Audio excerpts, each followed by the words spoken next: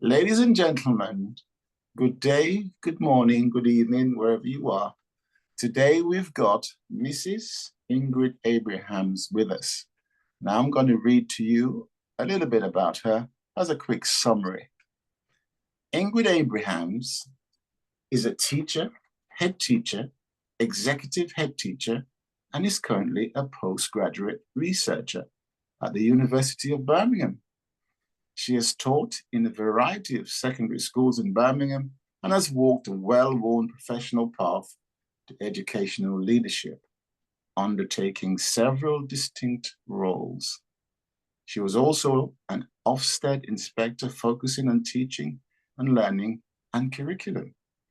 The current research explores the life experiences of Black Afro-Caribbean senior leaders in schools in Britain following major changes in educational policy and practice over the last 4 decades.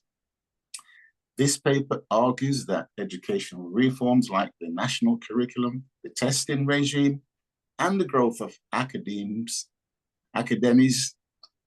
and trust have resulted in a reduction in the number of teachers and leaders from the global majority. The school workforce data of 2023 shows that nationally, just 0.8% of head teachers are from a Black Afro-Caribbean background, yet approximately 32% of students are from minority ethnic backgrounds. She argues that it is imperative that we have Black representation in schools at senior level. The importance of developing effective global majority leaders for future generations of students cannot be underestimated. Ingrid, good morning to you and thank you. Good morning, How are Donald. You? I'm fine, thank you. Okay. I always thank people for agreeing to participate in this particular venture of the Forgotten Generations of visual recording.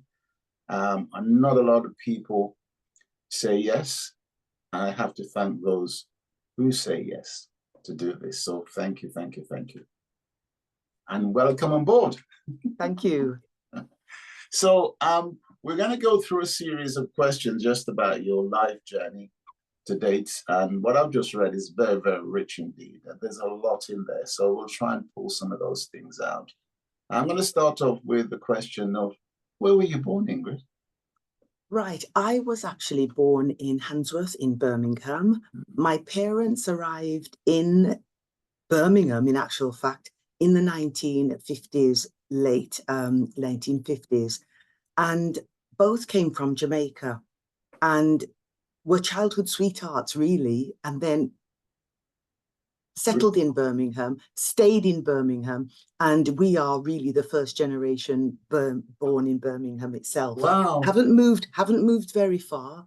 And through the course of this discussion, I'll probably talk to you about, my love of Birmingham and Handsworth, and the fact that I went away knowing I would come back and live my life in Birmingham. Oh, I like that. So I'm a true Brummie. A true Brummie. I love that. Fantastic. Yeah. So you said your parents were childhood sweethearts. Yes. Oh, that sounds great. Yes, both came from Westmoreland, and Dad came first, and then, as usual, encouraged the family to come over.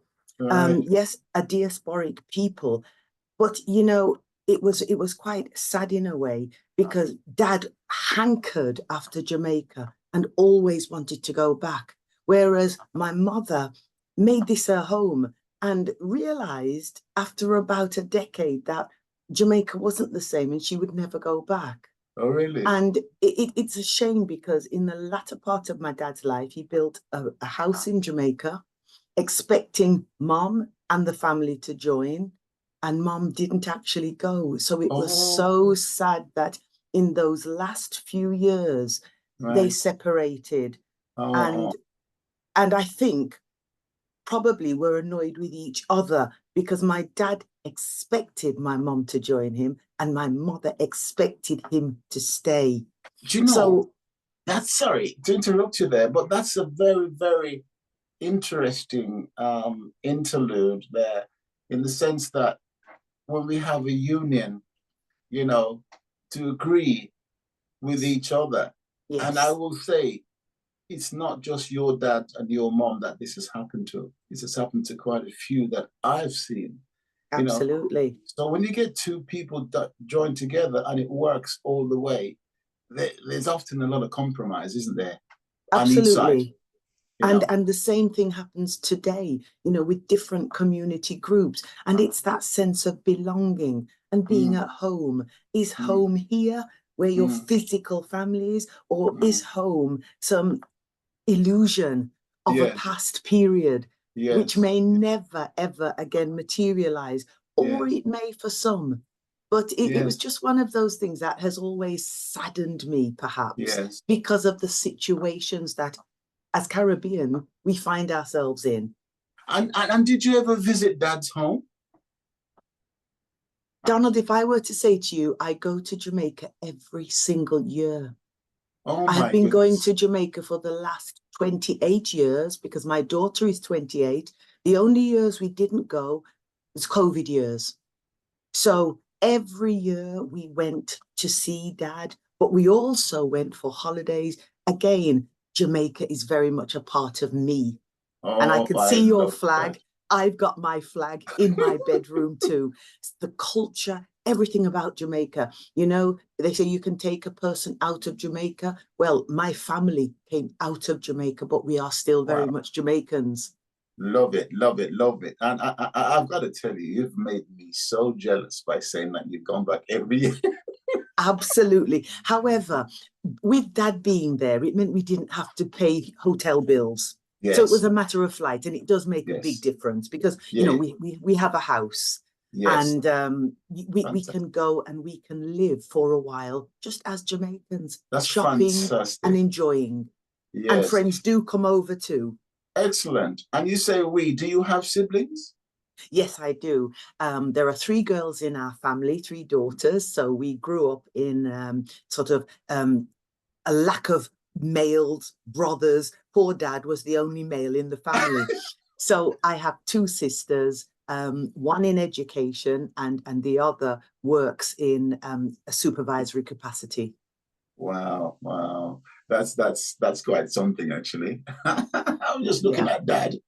Yes, and Donald, we're all still very local in Birmingham, and we've each got 2 children, and you know, we meet together. Yesterday we had a large family gathering, so again, the family is very important in my life anyway. I think that's great, and I have to say that I did get that kind of vibration from your daughter, Diana. I have to mention that, and we'll probably mention it later on. Fantastic, I have to say. You know, it's great meeting her, and we've interviewed each other a few times.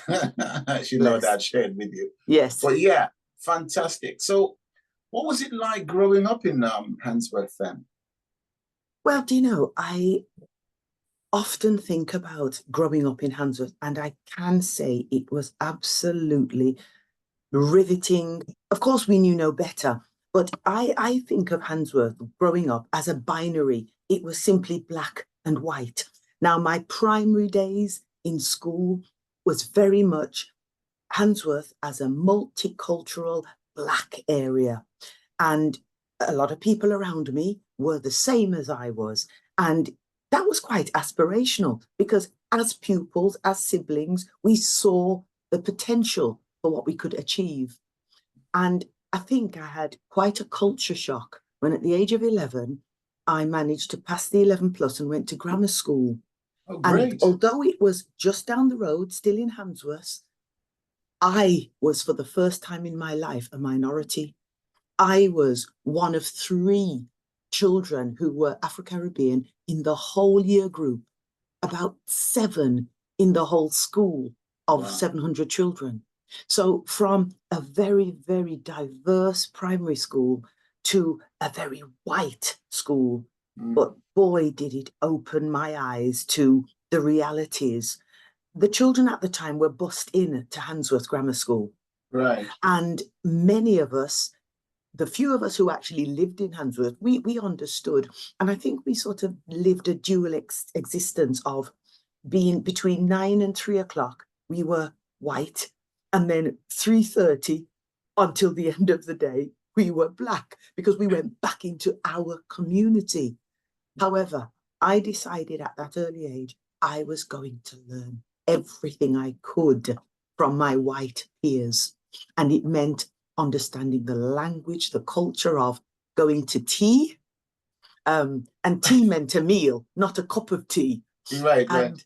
yeah, and just understanding the English norms, Right. which had somehow bypassed us living in our system within Handsworth. So my primary experience was so different to my secondary experience, but I have still managed to maintain friends from the primary days to this day. We had a big celebration in with the pupils and the students from my primary school about 3 weeks ago. And about 15 of us had a lunch just to celebrate the fact that we are all still in communication with each other and still enjoying the relationships formed. Which is so good, you know, because those formative years are the years that really, you know, formed you as a person. Yes, absolutely. You know. How did you feel as an 11-year-old being, I wouldn't say thrust, because you earned your place in that particular school. Yes. In that minority setting, how did you actually feel? Were you very conscious of it or not? I was very conscious of it, but somehow I've always been a very confident person. And you are correct. I felt I earned my place. Indeed. But also, I felt that because this school was in Handsworth, where I was born, I had as much right, if not more rights, to be there. And so I wasn't going to allow anything to put me off, to distract me. I had a purpose, and my purpose was to be a teacher. All right. And I had a special weapon, a special bit of ammunition. My mother came from Jamaica as a teacher. She trained at Monique Teacher Training College. All And right. upon coming to Birmingham, she couldn't teach. She had to be a TA, even though she had a degree. And she was told she would have to go and take a second degree, which she did. Not to be deterred, she took her second degree at Westbourne Road and was accepted to become a teacher, again at my primary school. So my very first, and Donald, I'm going to say only, teacher was my mother. Because at the age of 5, I walked to school with my mother. I have never felt such pride as a 5-year-old walking to school, holding the hand of a tall, wonderful Black woman who was quite a pillar of the community, because many of my friends knew my mother. And even now, they will ask me and tell me of the wonderful memories they remembered through my mother. Fantastic. So because with that background, I went to a grammar school with confidence. I'm not going to say arrogance, but confidence, knowing I knew who I was and I saw my role model and I was going to be my role model. I absolutely love that. And this is such a good testimony to so many different people. Yes. Your mother being a teacher was just such a good thing, because she'd gone down that route of academia and was able to pass it down to you, where a lot of different people are in different areas of life in terms of their profession. And she passed it on to you, which is fantastic, because it carries on. You pass it on to your children. But also, all the other children at school, you see, this very diverse school, looked up to my mother, and parents who didn't want to talk to white leaders would speak to my mother directly, indirectly, formally, informally, about the situation regarding their children. Mrs. Abrahams, this happened. What do you think I should do? So Mum was always offering advice to individuals. And so again, a lot of my peers, well, we knew the families. I knew their mothers and fathers, and my parents knew them too. So there was a real sense of community. And of course, I think when you've got inside information and you know the importance of doing the right thing at the right time, yes, he was able to pass that on to other parents. That's very, very good. You said something earlier on, and that is something that's been spoken about quite a lot. And there's the fact that your mother had to retake a degree. I mean, I know as a Jamaican, not born in Jamaica, that the exams that we took in the past was marked by Cambridge or Absolutely. Oxford, right? So absolutely. To actually come to this country and they turn it away and say it's not good enough is something that, but I hope it still doesn't happen. That's all I can say.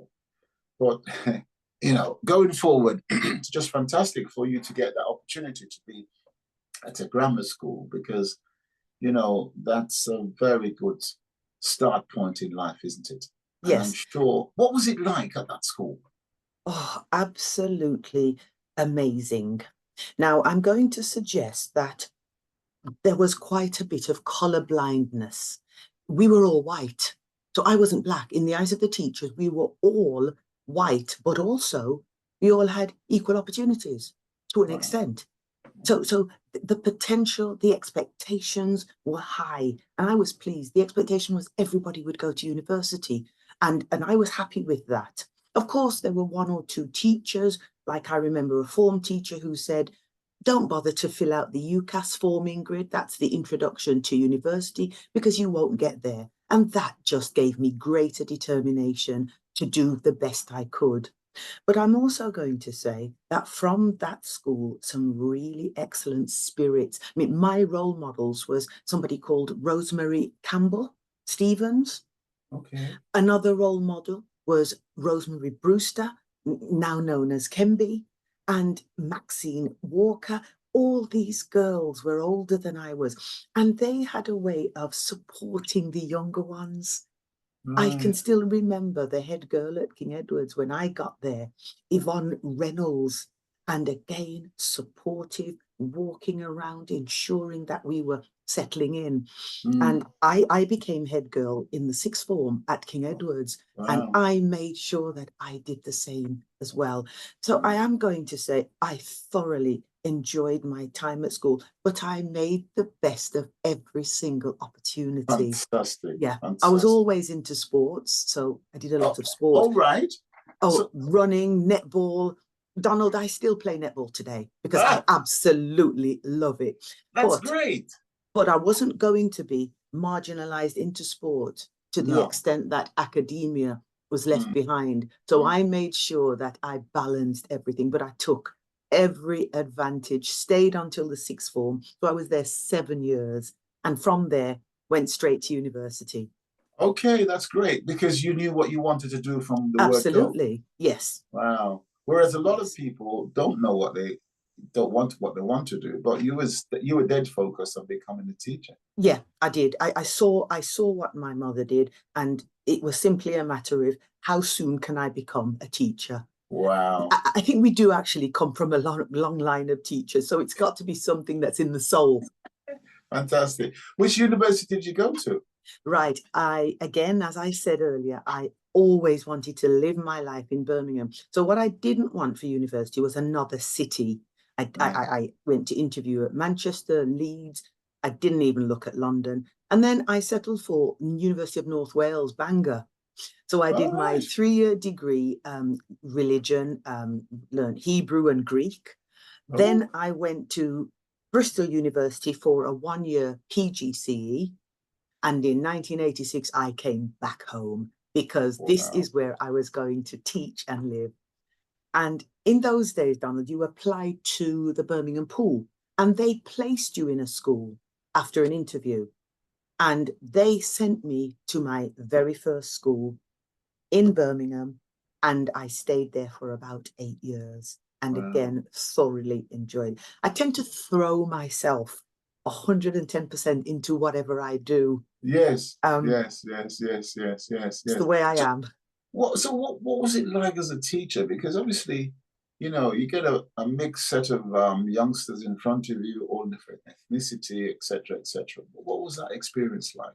Yes, and it was quite a mixed group, diverse, but a really good balance of different cultures in this first school.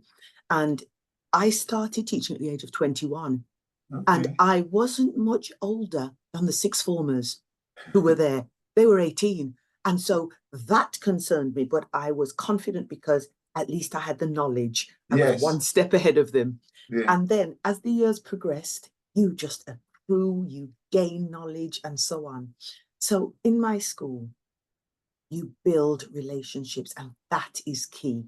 You build relationships socially, you build relationships emotionally, you build relationships academically with the children. And that's the first thing to do, because I was, I think, one of only 2 Black teachers out of about 100 staff.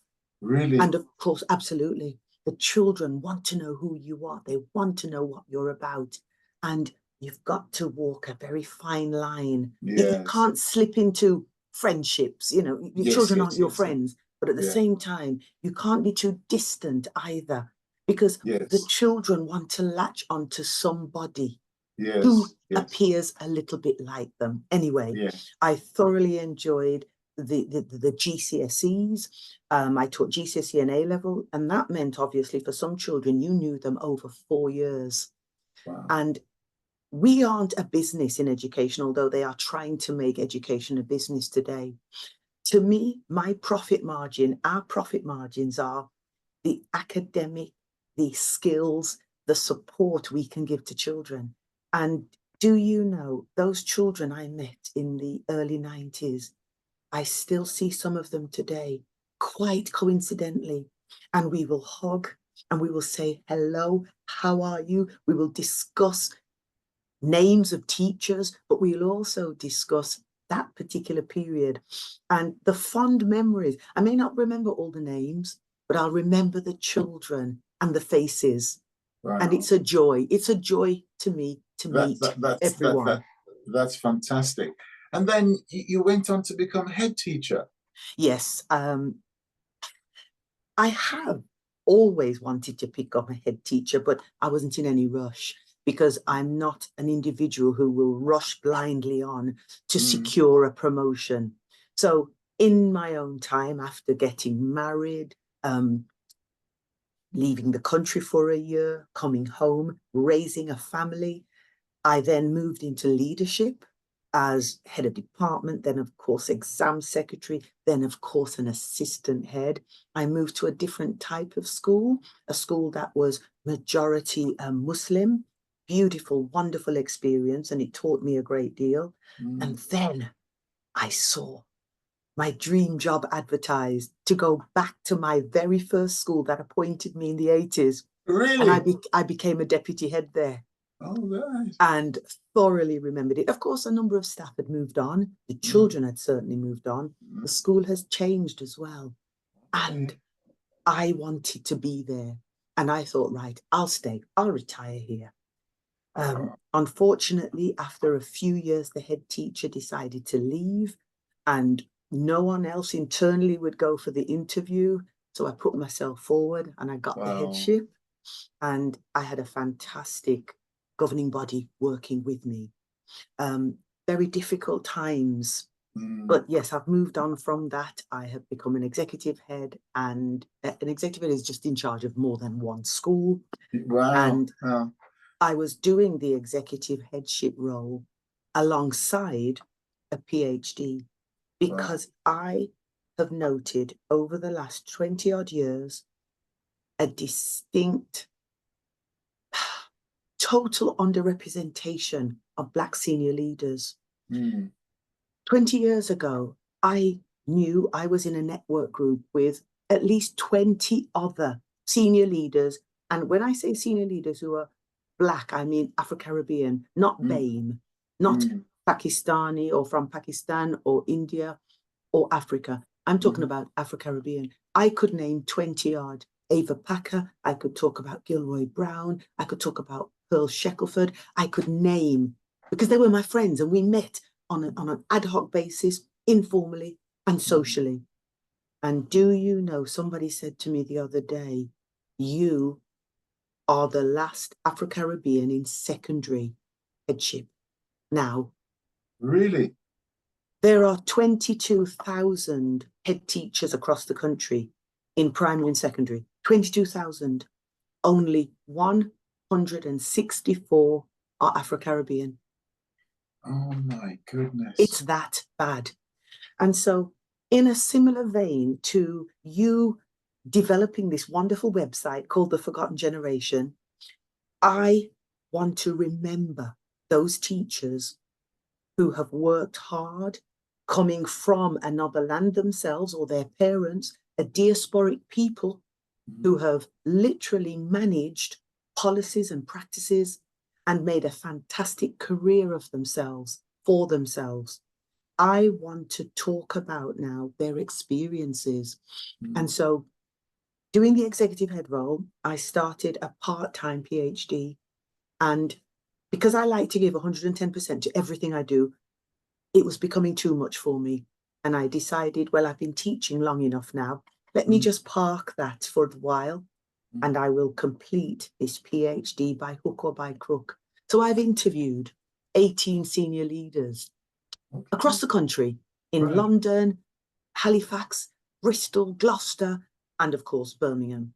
And I'm gathering their thoughts. The data is absolutely phenomenal because we're talking about experiences as children growing up in respective areas. And then, of course, early teaching experiences. And of course, teaching today and what it's like. And of course, the potential for the future for Afro-Caribbeans. I do not want our story to remain untold. It's a phenomenal account of people who have strived hard and also have worked in very challenging situations to come out with very little credit. You know, you mentioned the statistics there of however many thousands, and then it's 100 and something only. Yes. What's the reason, or what are the reasons for that, do you think? It's multifaceted.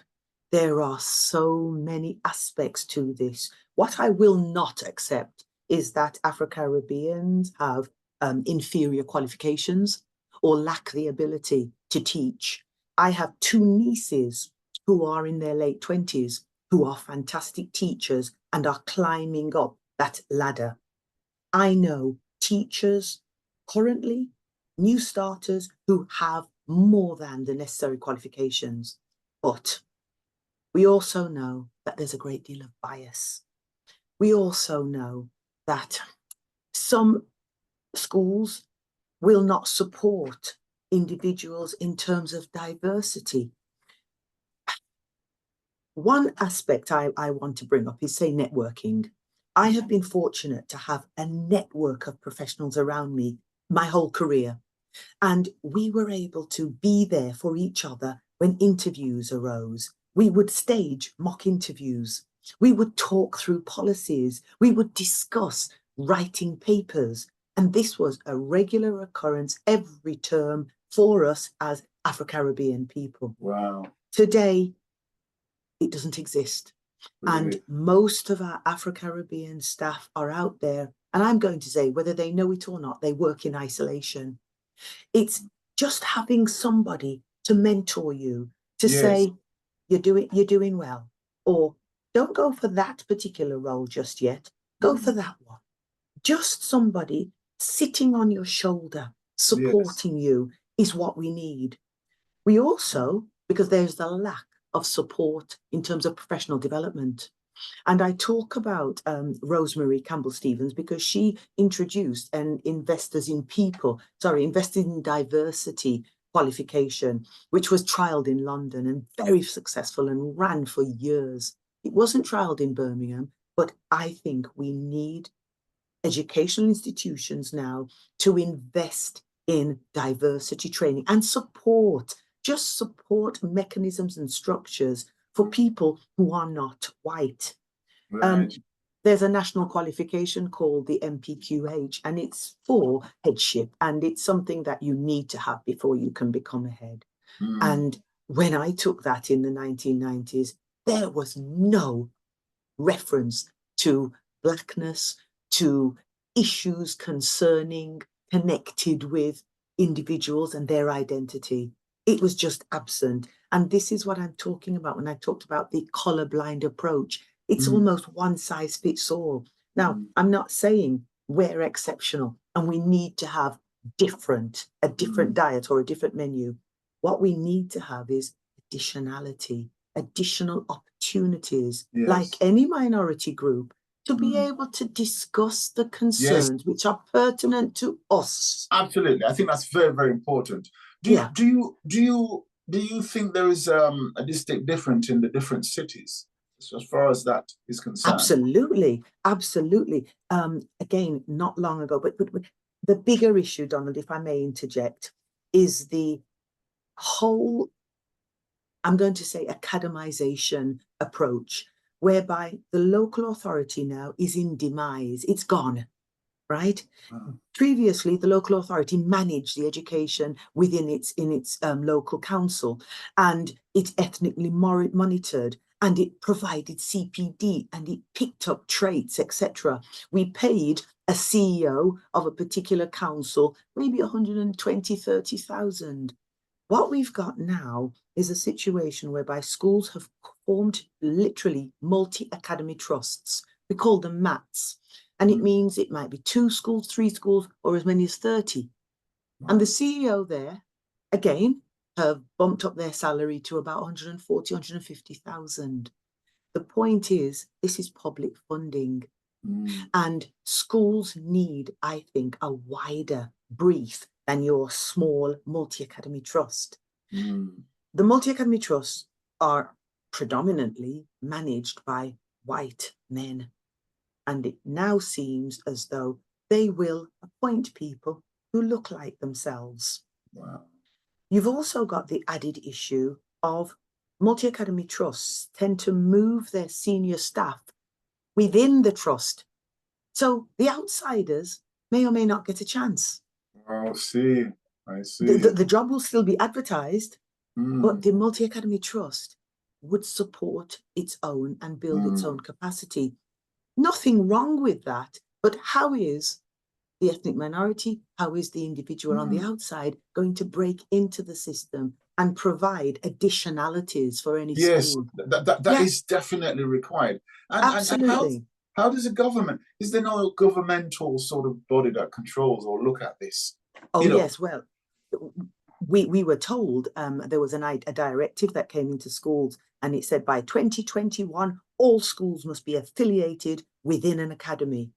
Well, it didn't actually happen, but schools that are requiring improvement, inadequate, are made to join a multi-academy trust. The regional schools authority, they actually look at the number of schools in a different area, and based on Ofsted judgments, and that's a whole other area, based on Ofsted judgments, will decide whether to step in and put this school in an academy, because there are very few local authority schools now, very few. Wow. But with the demise also of your community governors and your trustees of colour, who will actually be on that selection panel, trumpeting the importance of quality of opportunity? So it's just more or less so many things coming into play, multifaceted approach, which I think needs to be looked at as to the demise of certain groups within the profession. And if we haven't got the young teachers coming through, how are they going to make it to senior leadership? They aren't. And so we have got a dearth at the moment, and it worries me. Yes, I can see what you're saying. So talking about Ofsted then, why did you become an Ofsted inspector? And what was it like? I became an inspector because I wanted to improve my school. And if I'm working on any given area or topic or work, I want to know what the criteria is So I went one better, and I wanted to put on that inspector hat. Mm-hmm. So I inspected schools for about 5 years before I became a head, because it's quite actually challenging. You've got to do an awful lot of reading and preparation, about 2 days worth of work before you go. It's a 2-day inspection in any school. So you're overnight, perhaps in an hotel. The day runs from 7 a.m. right through till about 7 p.m. I remember leaving home once and going all the way to London, and needed to inspect a school along with 3 other inspectors. And I arrived at the school. We were told not to get there before 8 o'clock. I got there about 10 to 8, and I thought, well, it's raining outside. Let me go into the reception and stay there. So I walked in, and the receptionist says, "Hello, can I help you? Because, I need to deal with you quickly. We've got inspectors coming." So I said, "Okay." I said, "And how many?" "Oh, I'm not sure. Maybe about 4 or 5. But, what can I do for you? Because they're on their way." And I took out my badge and showed her, and her face drained of blood. And I said, "Sorry, I'm a little bit late, but I am one of those." And we laughed about it and so on. But again, it's just so non-stereotypical of a Black woman coming into London to inspect a school. And I've had whispers from staff who said to me on the inspection or at the end, "It's so good to see a Black person as an inspector. You are the first inspector that I've seen." Now, it was a bit too much to do headship and inspector. It's far too much. And so, I haven't done any for a while, but nevertheless, it was an eye-opener, because I wanted to understand the discussion around the table. I wanted to be in the room where it happened. I wanted to know what discussions are said about curriculum, leadership and management. What do I need to know about teaching and learning? What does outstanding look like? What does inadequate look like? And of course, I was able to take little golden nuggets back to my school and put in place. Yeah, it's an interesting point you made there, that you walked in, and of course the person could never believe that you would be. I mean, and that happens in so many different walks in life and different professions. Yes. I'm just thinking, when will that become a norm, that you could walk in and you're not judged by the color of your skin? Absolutely. And the fact is that you've been judged lower. Yeah, oh, absolutely. Well, I remember, because I had, again, another little anecdote. I had a very good relationship with my head teacher at King Edward's, and she was then placed in a home long after retirement, and I still went to see her in the home. And once when I went to see her, at reception, they said, "Oh, have you come for the job?" And I said, "Excuse me, what job?" "There's the cleaning job. I thought you were one of the applicants for the cleaning job." And I said, "Well, actually," and I just smiled over my head. I smiled and I said, "I've come to see my previous head teacher, etc., etc." And again, the blood drained. I think individuals allow their emotions to get the better of them. Just wait and ask a question. All you need to say on reception is, "What can I do for you?" And then allow the individual. Don't have these stereotypical notions of who you expect to see in front of you.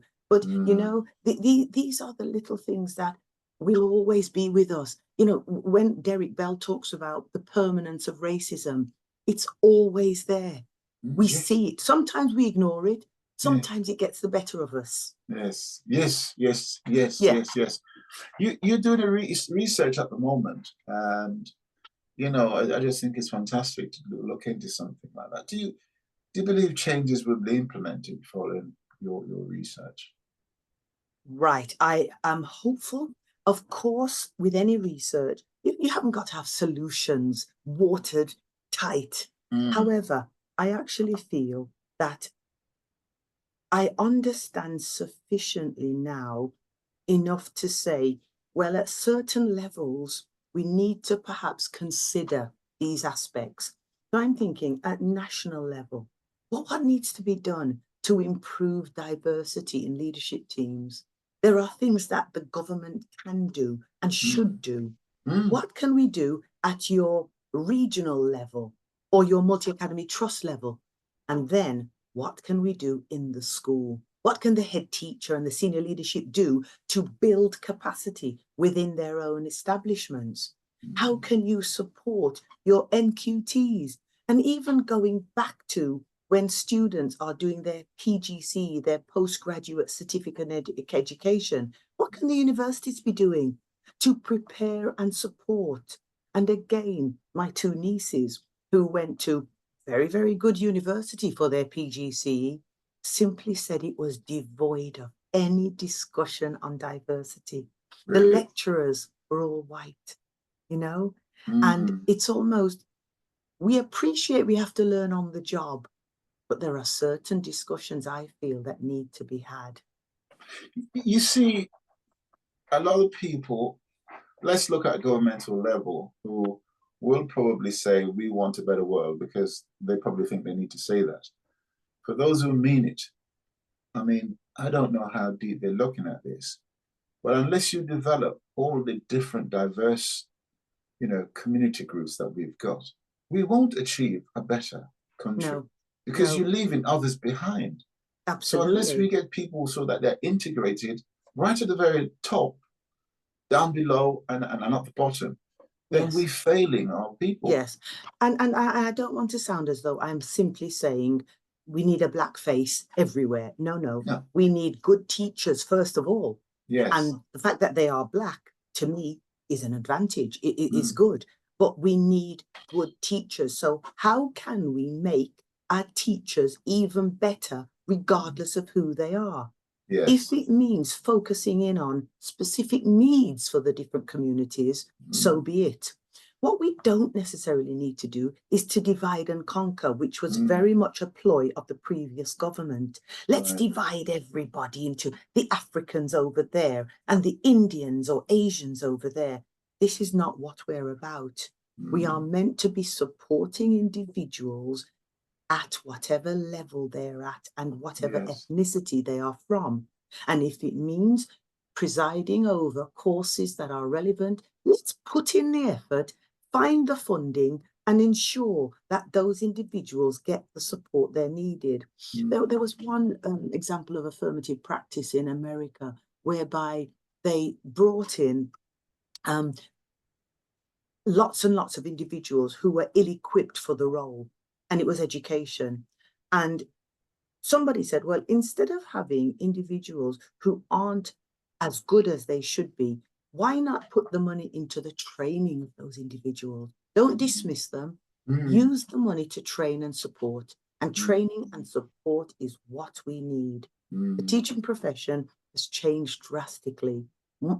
It's losing, it's shedding staff at all levels and in all ethnicities. People are retiring earlier at the age of 55. What they need to do is start talking to the teachers and finding out what needs they need to have focused in on. Also, the workload pressures are far too much. With other services, again, hampered, reduced. Social services now becomes the domain of the school. Safeguarding practices, child protection issues, emotional well-being, mental well-being, and all that on top of qualifications as well. Right. It's quite an agenda. It is, isn't it? It's a very, very tough ask. Do you actually look at templates from other countries in different segments of the teaching?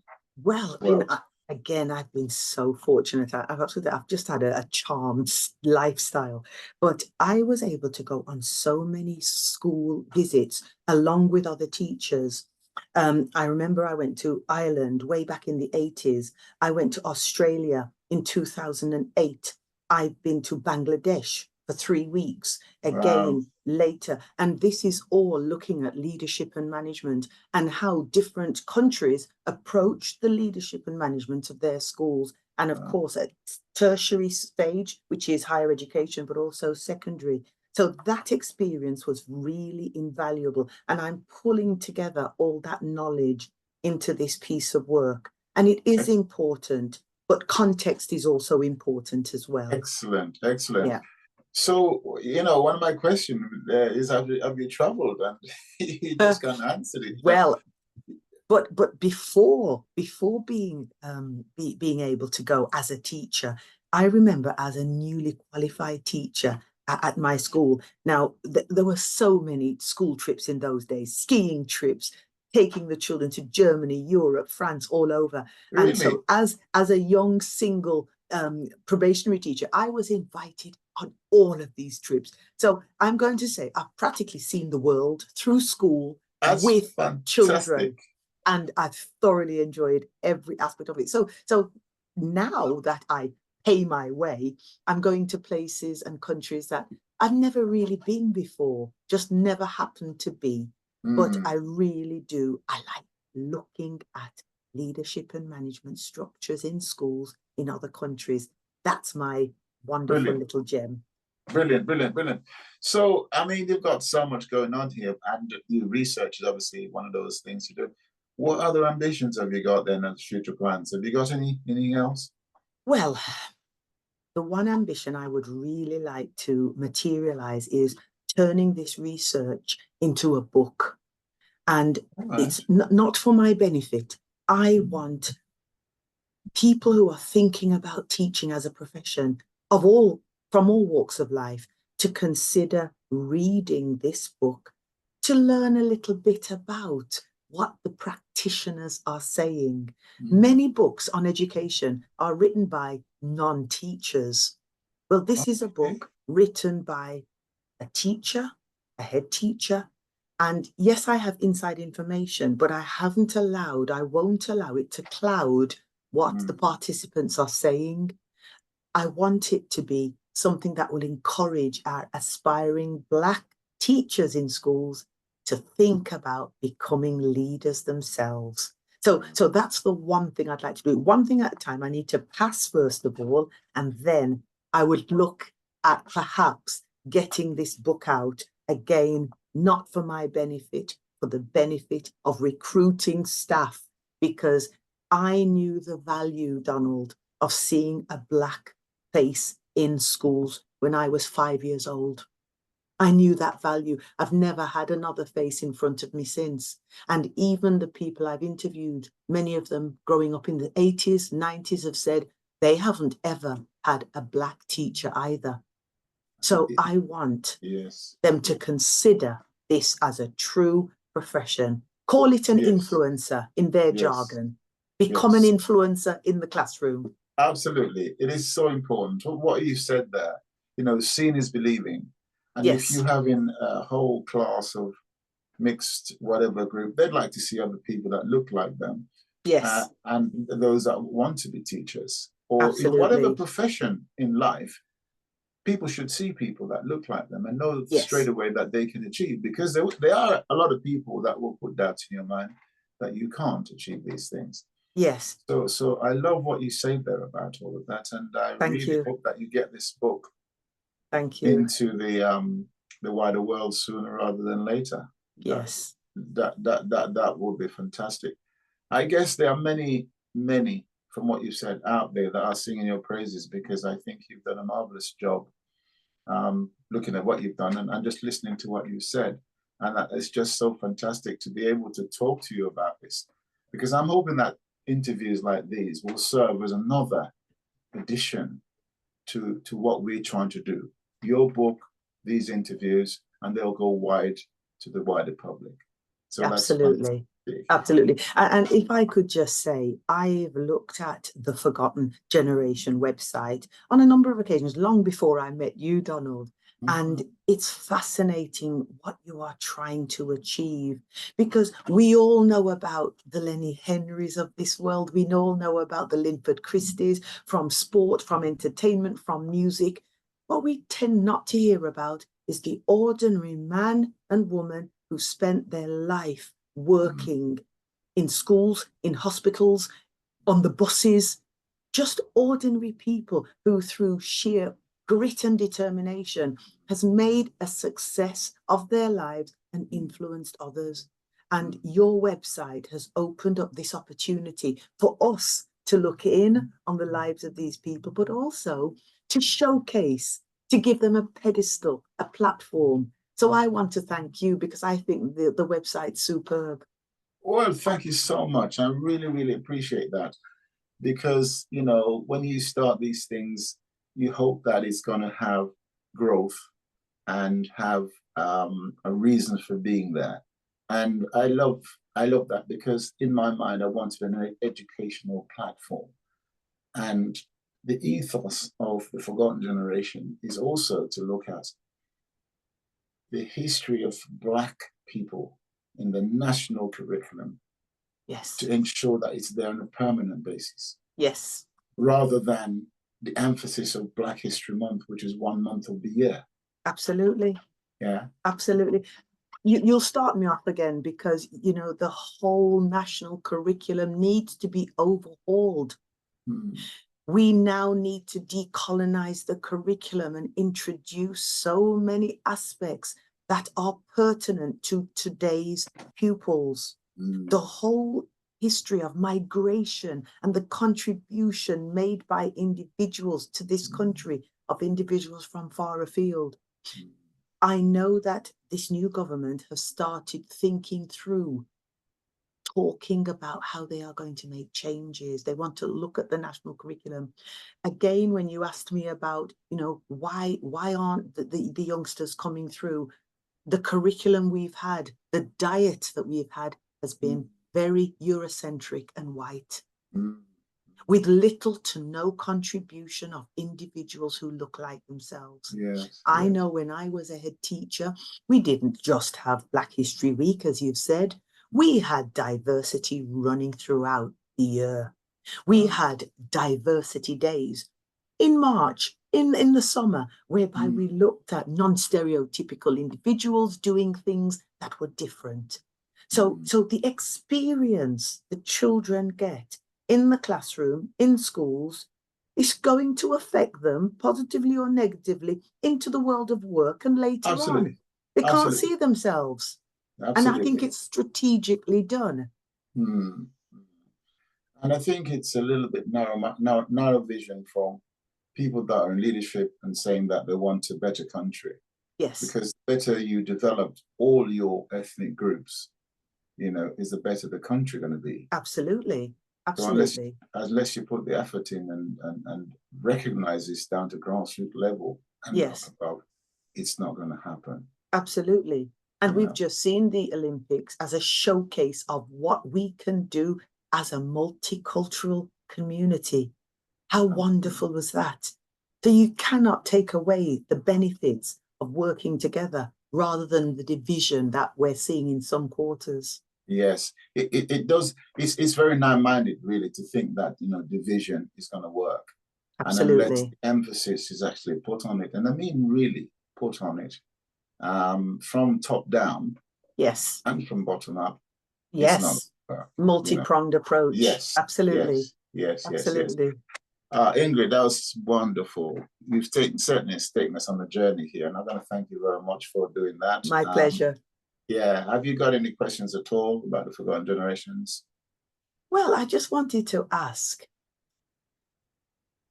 how far do you intend to continue along this journey? There will never be an end to the Forgotten Generation. It will just continue and continue. How big do you envisage this project to become?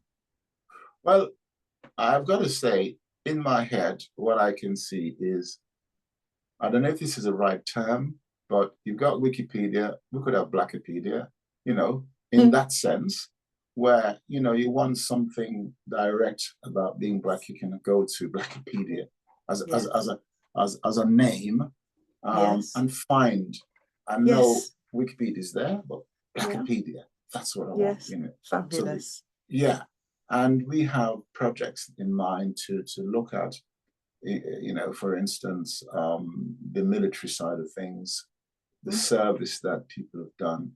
We hopefully will have an exhibition next year in the Central Library of Birmingham, all being well. Fantastic. Looking at RF West Midlands, and we linked with various schools and universities, giving us support, and museums giving us support straight away, looking at that. Yes.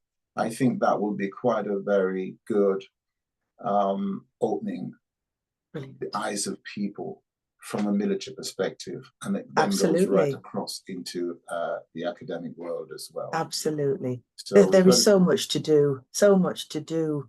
Absolutely.